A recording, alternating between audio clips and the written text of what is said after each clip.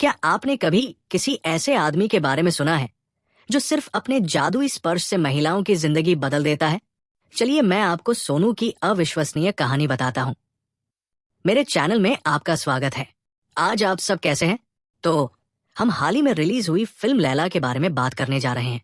शुरुआत में हम सोनू नाम के एक युवा लड़के से मिलते हैं। उसकी माँ एक ब्यूटिशियन है जो दुल्हनों और शादियों के लिए मेकअप करती है। सोनू अक्सर उसके साथ जाता है और चुपचाप उसका काम देखता है, हर छोटी बड़ी तरकीब सीखता है। सोनू की माँ मन ही मन चाहती है कि उसका बेटा न होकर बेटी हो, इसलिए कभी कभी वो सोनू को लड़कियों की तरह कपड़े पहनाती है और तस्वीरें खींचती है। सालों बाद सोनू की माँ उसके लिए मुख्य बाजार में एक ब्यूटी पार्लर खोलती है। सोनू इसे फलते फूलते देखकर रोमांचित होता है। वो पार्लर को बेहतर बनाता है और स्टाफ को काम पर रखता है, एक रिसेप्शनिस्ट और कुछ कर्मचारी। कारोबार दिन रात फल फूल रहा है। हालांकि हर कोई खुश नहीं है। समुदाय के कुछ पुरुष सोनू की सफलता से असहज महसूस करते हैं। एक रात शराब पीने के दौरान वे सोनू के पार्लर में तोड़फोड़ करने की योजना बनाते हैं। कुछ लोग इसे आग लगाना चाहते हैं, दूसरे इससे भी बुरा चाहते हैं। वे खलील नामक एक स्थानीय सख्त आदमी को गुप्त रूप से इसकी देखभाल करने के लिए रखने पर भी विचार करते हैं। खलील उन्हें विश्वास दिलाता है कि वो वफादार है और अपने ग्राहकों को नहीं बताएगा। इस बीच सोनू के पार्लर में उत्साह का माहौल है, क्योंकि आज माला की गोद भराई है, जो पड़ोस की एक प्यारी महिला है। सभी महिलाएं सबसे अच्छी दिखना चाहती है और सोनू का जादुई स्पर्श उन्हें चमका देता है। महिलाओं का मानना है कि अगर सोनू उन्हें छूता है तो उनकी सुंदरता पहले से कहीं ज्यादा चमक जाती है, जिससे उनके पति थोड़े ईर्ष्यालु हो जाते हैं और अपनी जेब के बारे में चिंतित हो जाते हैं। लेकिन सोनू हर महिला को अपनी बहन की तरह मानता है और ईमानदारी से उनकी मदद करता है। उदाहरण के लिए, जब कोई महिला वजन बढ़ने और पति के झगड़ने की शिकायत करती है तो सोनू एक चतुर योजना सुझाता है। अपने पति के लिए स्वादिष्ट भोजन पकाए ताकि उसका वजन बढ़े, जबकि आप अपना वजन कम करें। सोनू की रचनात्मकता यही नहीं रुकती। जब ज्योति उसे बताती है कि उसके पति का तेल का व्यवसाय संघर्ष कर रहा है, तो वो केवल एक छोटा सा भौं उपचार चाहती है। सोनू उसे इसके बजाय एक पूर्ण फेशियल आजमाने के लिए प्रोत्साहित करता है और अपनी तस्वीर और सुंदरता के बारे में एक आकर्षक नारे के साथ तेल का प्रचार करने का सुझाव देता है। भले ही ज्योति को लागत की चिंता हो, लेकिन सोनू तुरंत उसके खाते में 2 लाख रुपए ट्रांसफर कर देता है, ये कहते हुए कि व्यवसाय में सुधार होने पर वापस भुगतान करने की कोई जल्दी नहीं है। देखिए सोनू की दयालुता और प्रभाव कितने दूरगामी है। ये उनकी प्रेरणादायक यात्रा की शुरुआत है। जब ब्यूटी पार्लर में प्यार, प्रतिद्वंद्विता और खतरा आपस में टकराते हैं तो चीजें विस्फोटक हो जाती हैं। सोनू की अविस्मरणीय यात्रा से मिलिए। एक दिन प्रीति, स्थानीय एसआई की पत्नी, सोनू के ब्यूटी पार्लर में जाती है। वो बिना इंतजार किए या पैसे दिए हीरोइन की तरह मेकअप करवाना चाहती है ताकि रात में एसआई को प्रभावित कर सके। सोनू की रिसेप्शनिस्ट उसे जल्दी से सूचित करती है। सोनू मजाक में कहता है, तो कमला की बहन को भी बुलाओ। आप देखिए, कमला एसआई की असली पत्नी है, जबकि प्रीति उसकी गुप्त प्रेमिका है। जब कमला को इस बारे में पता चलता है तो वो गुस्से में आ जाती है और पार्लर की ओर भागती है। सोनू बाहर निकलता है और प्रीति से पूछता है कि क्या वह किसी मेहमान से मिलना चाहती है। इसके बाद दोनों महिलाओं के बीच तीखी बहस होती है, जिससे भीड़ जुट जाती है। सड़क पर चल रहे इस नाटक को रिकॉर्ड करते समय फोन बाहर आ जाते हैं। एसआई आता है और लड़ाई को रोकता है। दोनों महिलाएं उसे डांटती है और कहती है कि वो फिर कभी अपना चेहरा न दिखाए। कमला ने सोनू को धन्यवाद देते हुए कहा कि आखिरकार उसकी वजह से उसे अपने पति का असली स्वरूप पता चला। एसआई क्रोधित होकर सोनू से बदला लेने की योजना बनाता है, लेकिन सोनू की बहन साहसपूर्वक अपना फोन लेकर आगे आती है और उसे सोनू पर हाथ डालने की चुनौती देती है। एसआई पीछे हट जाता है। इस बीच कैदी से मिले चिरंजीवी का एक कट्टर प्रशंसक, जो अपने बेटे रुस्तम के लिए एक आदर्श दुल्हन की तलाश कर रहा है, मैचमेकर द्वारा सुझाई गई हर लड़की को ठुकराते हुए वो जोर देकर कहता है कि उसकी बहू चिरंजीवी की किसी फिल्म की नायिका जैसी दिखनी चाहिए। रुस्तम क्रोधित और निराश होकर बकरे के मांस की दुकान चलाता है। एक दिन एक आदमी रुस्तम के पिता का अपमान करता है, जिससे रुस्तम का गुस्सा भड़क उठता है। वो उस आदमी को बकरियों के ढेर में फेंक देता है। अपने परिवार के सम्मान की रक्षा करने का दृढ़ संकल्प करता है। शहर में वापस भ्रष्ट एसआई एक रेस्तरां में रिश्वत लेता है। खलील, स्थानीय दबंग आदमी, एसआई के पास जाता है और सोनू के प्रभाव में अपनी पत्नी को खोने के लिए उसका मजाक उड़ाता है। खलील रिश्वत के पैसे वापस करता है और एक खौफनाक मांग करता है। एक संगीतकार के लिए उंगलियां सबसे ज्यादा मायने रखती है। एक ब्यूटिशियन के लिए भी यही बात है। मुझे सोनू की उंगलियां चाहिए, लेकिन कटी हुई। खलील गुंडों को सोनू को सड़क दुर्घटना में फंसाने के लिए किराए पर लेता है, लेकिन सोनू बाल बाल बच जाता है। बाद में खलील सोनू से सीधे भिड़ जाता है, लेकिन सोनू का ध्यान जेनी नाम की एक खूबसूरत लड़की पर जाता है। उसे जीतने के लिए दृढ़ संकल्पित सोनू फ्लर्ट करने की कोशिश करता है, लेकिन अपनी भद्दी टिप्पणियों से हद पार कर जाता है। जेनी प्रभावित नहीं होती, उसे अपमानजनक होने के लिए कहती है। बिना रुके सोनू अगले दिन उसके जिम में उसका पीछा करता है। उसकी लड़ाई कौशल से प्रभावित होकर वो वहां प्रशिक्षण लेने के लिए कहता है, लेकिन जेनी कहती है कि केवल महिलाएं ही प्रशिक्षण ले सकती हैं। सौभाग्य से जिम मालिक, जो सोनू का ग्राहक भी है, सोनू को शामिल होने की अनुमति देता है। जेनी को उसे प्रशिक्षित करने के लिए नियुक्त किया जाता है, लेकिन वो सख्त और कठोर है, जिससे उसे भारी वजन उठाने और अपनी सीमाओं से परे जाने के लिए मजबूर होना पड़ता है। सोनू मोहित होकर बिना किसी शिकायत के आज्ञा का पालन करता है। अगले दिन जेनी उसे देर से आने के लिए सजा देती है। उसे मैदान के 5 चक्कर लगाने के लिए कहती है। जब सोनू को उसकी सहन शक्ति पर संदेह होता है तो जेनी मजाक उड़ाती है, एक ब्यूटिशियन में सहन शक्ति कैसे हो सकती है? लेकिन सोनू उसे चौंका देता है, जेनी को अपने कंधों पर उठा लेता है और बिजली की गति से 5 चक्कर लगाता है, जिससे जेनी चकित रह जाती है। जब एक साधारण ब्यूटिशियन का जादू लोगों की जिंदगी को छूता है तो ईर्ष्या एक युद्ध को जन्म देती है। क्या वह अपने सपनों को विनाश से बचा सकता है? एक व्यस्त शहर में रिंकू रहता था, एक प्रतिभाशाली ब्यूटिशियन जिसने अपनी दिवंगत मां से ये कला सीखी थी। एक बच्चे के रूप में उसने शादियों में उसे ध्यान से मेकअप करते हुए देखा था और उसके जैसा बनने का सपना देखा था। हालांकि वो अपनी मां के प्यार भरे हाथों से एक लड़की की तरह तैयार होकर बड़ा हुआ, लेकिन इसने उसे दूसरों को सुंदर बनाने के बारे में और अधिक कुशल और भावुक बना दिया। रिंकू ने अपना खुद का सैलून ग्लो गली खोला, जहां वो आने वाली हर महिला को आत्मविश्वास और सुंदरता देता था। चाहे वो अपने बड़े दिन की तैयारी कर रही दुल्हन हो या स्वीकृति की चाहत रखने वाली शर्मीली लड़की, रिंकू के जादुई ब्रश ने न केवल उनके चेहरे बल्कि उनकी आत्मा को भी बदल दिया। उसका सैलून शहर भर में चर्चा का विषय बन गया, जहां हर जगह से महिलाएं आकर्षित हुई, जिन्होंने न केवल अपने रूप बल्कि अपने दिल से भी उस पर भरोसा किया। उनकी दयालुता तब झलकती है जब उन्होंने एक संघर्षरत मां की मदद की, उसकी बेटी को स्टार जैसा बनाने का वादा किया और यहां तक कि एक लड़की की शादी की तस्वीर को उत्पाद पैकेज पर चमकाने में मदद की, जिससे बिक्री में उछाल आया। लेकिन जहां प्रकाश होता है वहां छायाएं भी होती है। ईर्ष्यालु पति, कटु पुरुष और भरत सिंह नामक एक असंतुष्ट स्थानीय पुलिस अधिकारी रिंकू के बढ़ते प्रभाव से नाराज हो गए। भरत की पत्नी और उसकी मालकिन दोनों रिंकू के जादू में आ गई और उनके अपमान ने उसके क्रोध को भड़का दिया। एक कुख्यात ठग रफी के साथ उन्होंने रिंकू की प्रतिष्ठा और व्यवसाय को बर्बाद करने की साजिश रची। एक दिन भरत ने सैलून के बाहर रिंकू का सामना किया, लेकिन जब चीजें हिंसक हो गई तो रिंकू ने खुद का बचाव किया और एक भीड़ इकट्ठा हो गई, जिसने अपने फोन पर दृश्य रिकॉर्ड किया। वीडियो वायरल हो गए, जिससे सार्वजनिक विवाद पैदा हो गया।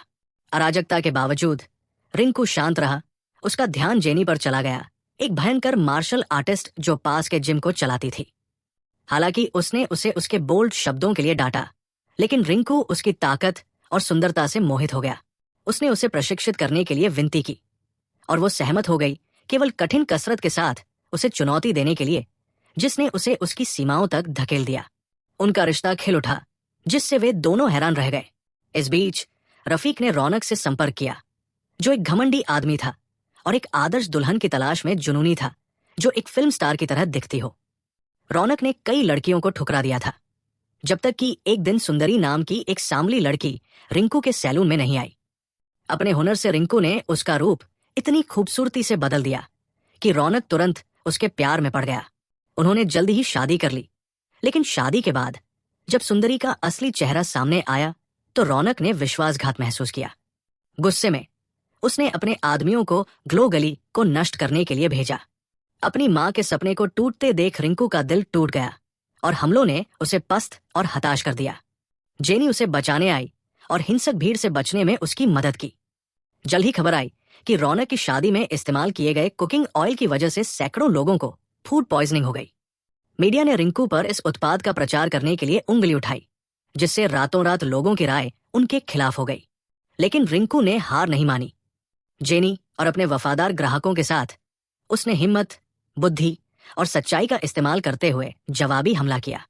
अदालत और सड़कों पर उसने दुनिया को दिखाया कि सच्ची सुंदरता सिर्फ दिखावे से नहीं, बल्कि दयालुता और ईमानदारी से आती है।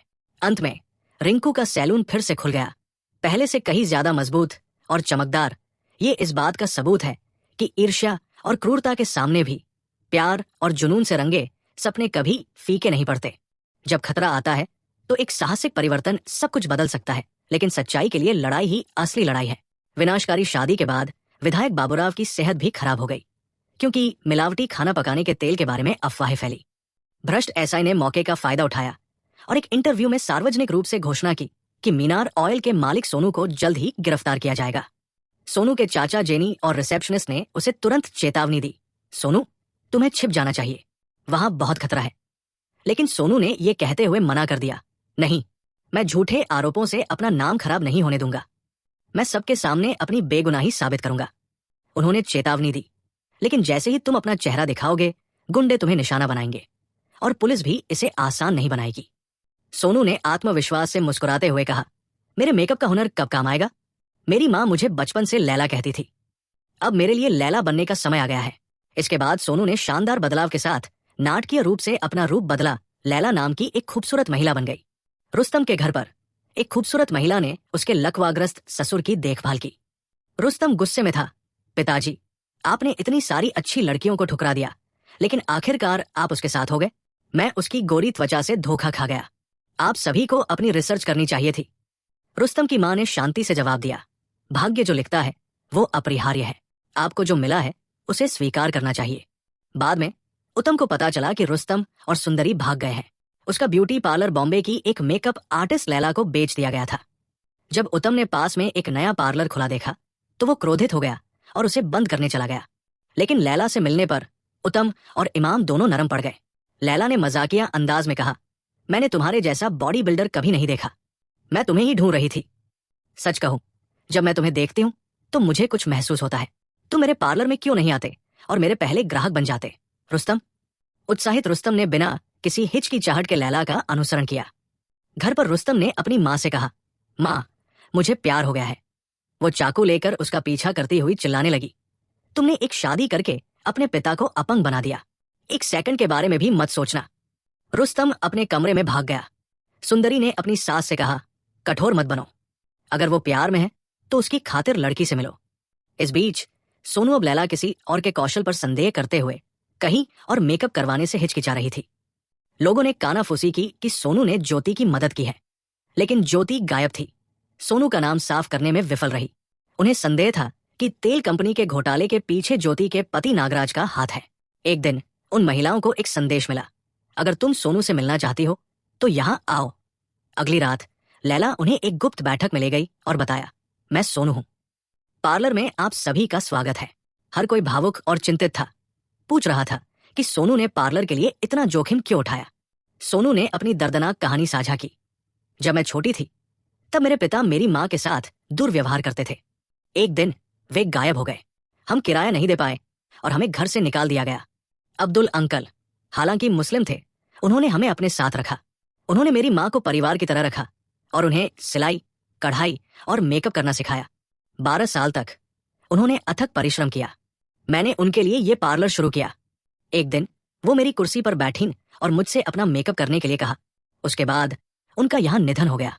ये स्थान मेरे लिए पवित्र है और मैं उनके सपनों को जीवित रखूंगा। सभी की आंखों में आंसू भर आए। बाद में पार्लर वापस जाते समय पुलिस ने लाइसेंस जांच के लिए सोनू को रोका। लैला के वेश में सोनू का लाइसेंस दिखाना संदेह पैदा करता है। एसआई ने उस पर उसे रिश्वत देने की कोशिश करने का आरोप लगाया, लेकिन लैला के आकर्षण ने उसका ध्यान भटका दिया।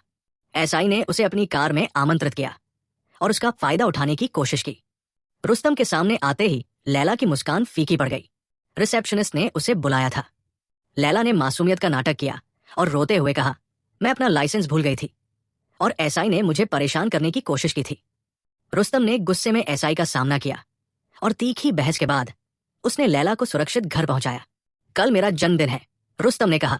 मैं तुम्हारा इंतजार करूंगा। रुस्तम के जन्मदिन पर उसकी मां ने जांच की कि क्या लैला का गोरापन सिर्फ दिखावा है। ऐसा नहीं था, लैला वाकई बहुत खूबसूरत थी। रुस्तम ने खुशी से जश्न मनाया, लैला के साथ नाचते हुए, जबकि सुंदरी, जिसे ईर्ष्या होने की उम्मीद थी, ने कुछ नहीं कहा। अचानक रुस्तम के अतीत के गुंडे पार्टी में घुस आए। वे उसे नुकसान पहुंचाना चाहते थे, लेकिन लैला के प्रति उसके प्यार को देखना बंद कर दिया। गिरोह के नेता ने रुस्तम को बांध दिया और लैला को धमकाया। लैला के ब्लाउज में छिपे संतरे देखकर उसने उसका रहस्य उजागर करने की धमकी दी। इससे पहले कि वो ऐसा कर पाता, लैला ने गुंडों को भगाते हुए जमकर लड़ाई की। नेता ने हमला करने के लिए चाकू निकाला, लेकिन रुस्तम ने उसे पकड़ लिया, जिससे उसका हाथ कट गया। लैला के माथे पर खून गिर गया और रुस्तम ने खुशी से घोषणा की, अब तुम मेरी हो।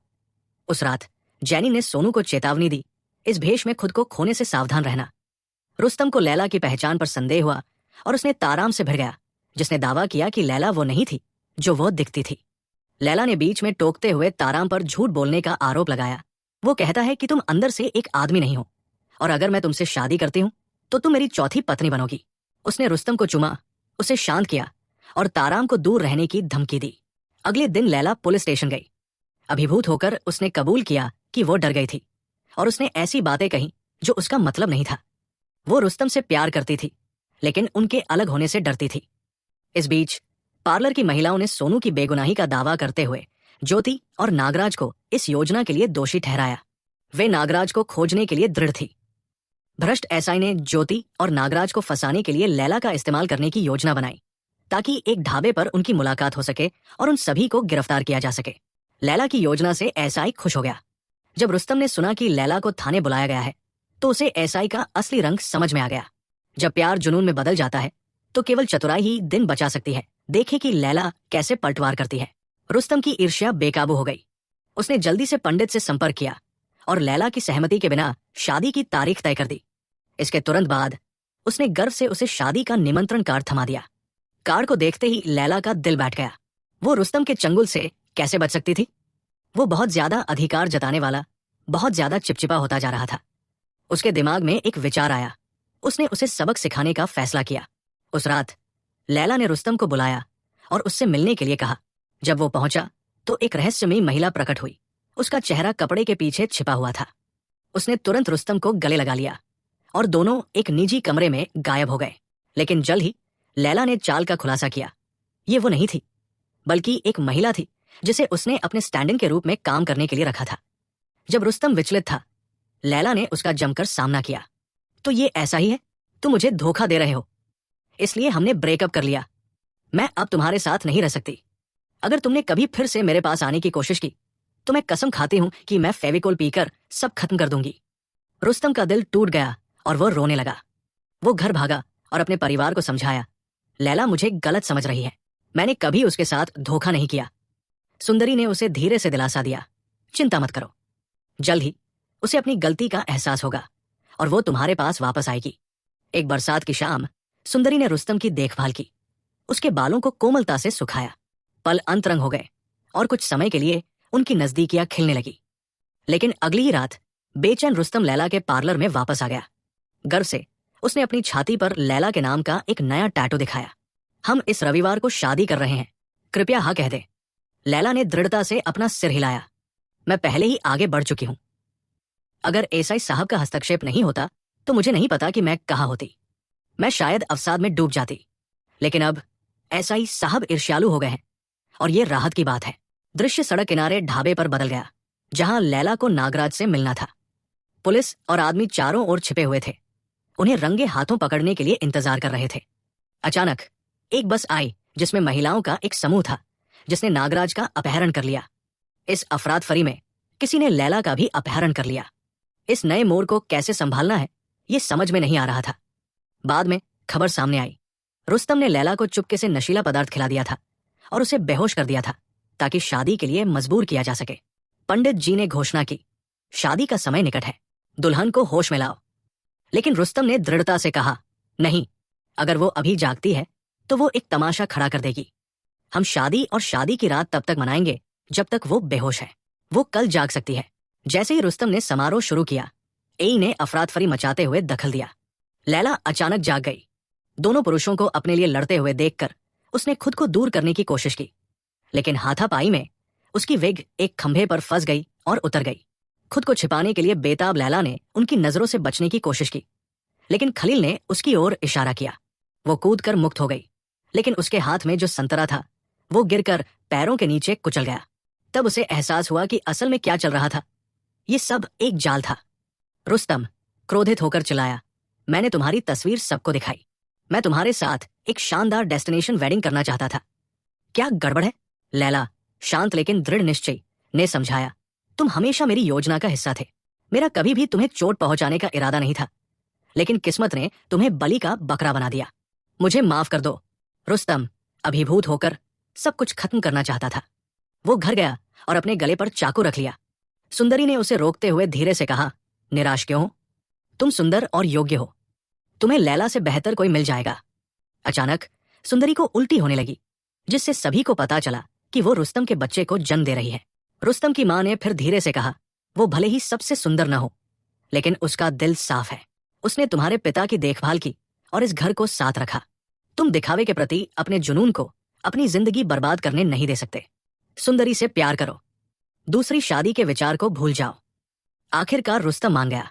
रुस्तम और सुंदरी का भविष्य तय होने के बाद ध्यान फिर से सोनू पर आ गया।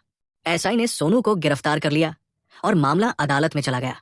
सोनू ने बहादुरी से अपनी सच्चाई बताई, लेकिन सबूतों के बिना जज हिचकिचा रहे थे। फिर ज्योति ने आगे आकर खुलासा किया कि कैसे उसके पति ने मिलावटी तेल बेचने के अपने अपराधों को छिपाने के लिए सोनू का इस्तेमाल किया। मुझे नहीं पता था कि वो क्या कर रहा था। जब व्यापार विफल हो गया तो मैंने सोनू की मदद मांगी। मेरे पति ने हम दोनों को धोखा दिया, और जब मैंने बोलने की कोशिश की तो उसने मुझे चुप करा दिया। उसने एक गवाही दी। ज्योति के साथ साथ सभी महिला समूह ने सोनू की बेगुनाही साबित करने के लिए अदालत में याचिका दायर की। पुरुषों ने सोनू पर अपराधी होने का आरोप लगाया, जिससे जज भ्रमित हो गए। तभी एक अप्रत्याशित वकील खड़ा हुआ। उसका एसआई से निजी प्रतिशोध था, जिसने महीनों पहले लाइव टीवी पर उस पर हमला किया था। उसने एसआई के अपराधों को गुप्त रूप से एक छिपे हुए कैमरे पर रिकॉर्ड कर लिया था। अदालत ने देखा कि एसआई ने सोनू को कैसे बर्बाद करने की योजना बनाई, कैसे वो उसे कुचलना चाहता था, और कैसे उसने नागराज से रिश्वत ली। जब नागराज ने मिलावटी तेल कंपनी के मालिक होने और एसआई को मुनाफे का आधा हिस्सा देने की बात कबूल की तो सब कुछ ठीक हो गया। एसआई के दुर्भावनापूर्ण झूठ का पर्दाफाश हुआ और सोनू को निर्दोष घोषित किया गया। भ्रष्ट एसआई को सजा का सामना करना पड़ा। सोनू ने खुशी खुशी अपना पार्लर फिर से खोल लिया, आजाद और विजयी। महीनों बाद रुस्तम ने अपने नवजात बेटे को खुशी से गोद में लिया। उसके पिता, जो एक बार लकवाग्रस्त हो गए थे, दवा और सुंदरी की देखभाल से धीरे धीरे ठीक हो गए। परिवार खुशी से फिर से जुड़ गया, प्यार और सच्चाई से ठीक हो गया। तो दोस्तों, ये कहानी यही समाप्त होती है। क्या आपको ये पसंद आई? मुझे टिप्पणियों में बताएं। अपना ख्याल रखें और देखने के लिए धन्यवाद।